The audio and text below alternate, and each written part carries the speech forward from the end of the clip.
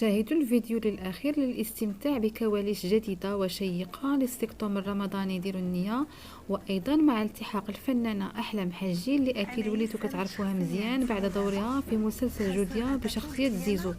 فرجة ممتعة. خاصك بصح تشوفي شكون السبب، حتى ما يمكنش والله. هذا اللي كيعطيني هاد الشخصيه المعاديه، الشخصيه ديالك بغى يخلق بيناتنا، بغى يخاصمنا انا وياك. والا حنا تنحبوا بعضياتنا، ولكن الكاتب خصنا نشوف هاد المره الكامه كان جونتي. دوك الكامه هو المشكل. لا شكون شريتيها لي؟